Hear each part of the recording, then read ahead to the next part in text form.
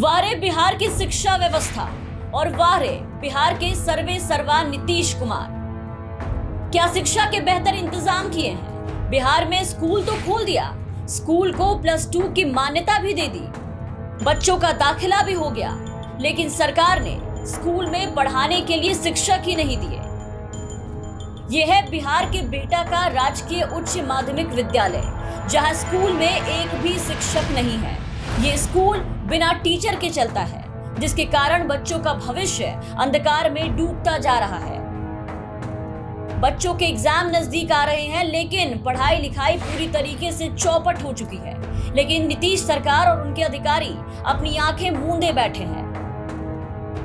लाचार बच्चे हर रोज स्कूल आते हैं, बस हाजिरी बनाकर वापस चले जाते हैं। बिहार सरकार की बदहाल शिक्षा व्यवस्था के आगे ये बेबस बच्चे आज क्या कुछ कह रहे हैं, आप सुनिए। स्कूल में ये पढ़ाई के लिए बहुत परेशानियां हैं। यहाँ पे शिक्षक नहीं है। पिछले साल से ही हमारे यहाँ पे शिक्षक स्टार्टिंग से ही नहीं है।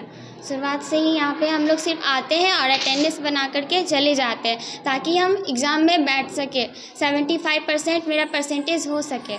लेकिन सरकार तो कहती है कि हम शिक्षा का बढ़िया व्यवस्था की है। सरकार तो हमेशा कहती है कि ये बढ़िया व्यवस्था है, लेकिन यहाँ पे तो शिक्षक ही नहीं है, तो पढ़ाई कैसी होगी? जब से स्कूल खुला तब से नहीं, जब से 10+2 है जब तक नहीं हुआ।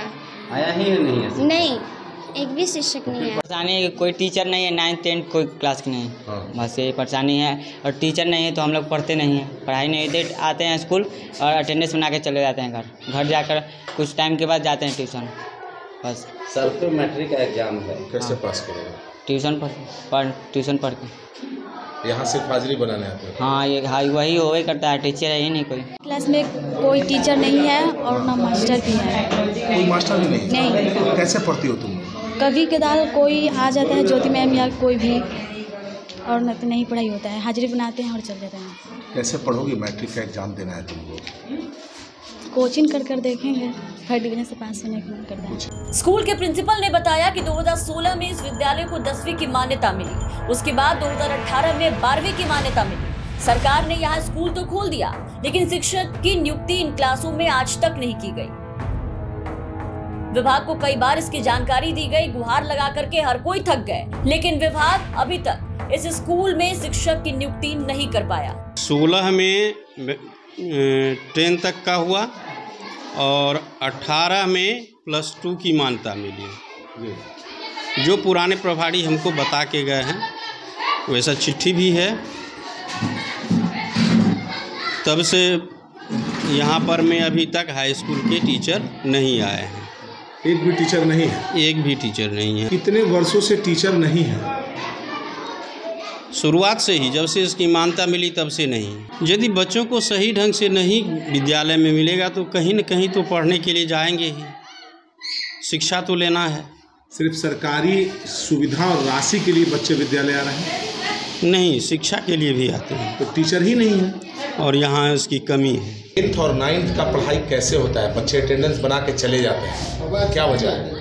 जी, हम लोग के द्वारा जितना संभव हो सकता है हम लोग देते हैं, लेकिन जो है 9th 10th का एक स्टैंडर्ड होता है, उस स्टैंडर्ड को हम लोग जो है पूरा नहीं कर पाते हैं। इसलिए मैं चाहूँगी कि जल्द से जल्द जो है सरकार इस ओर ध्यान दे। और हाई स्कूल सालों से टीचर नहीं है बच्चों को? यहाँ तो जब से स्टार्ट हुआ है तब से तो एक भी टीचर नहीं दिया गया, ना ही किसी टीचर का प्रतिनियोजन यहाँ किया गया है। बिहार सरकार शिक्षा को लेकर दावे तो खूब करती है, लेकिन हकीकत उनके दावों के ठीक उलट है। सरकार का स्लोगन सब पढ़े सब बढ़े अब बिहार में एक मजाक बनकर रह गया है।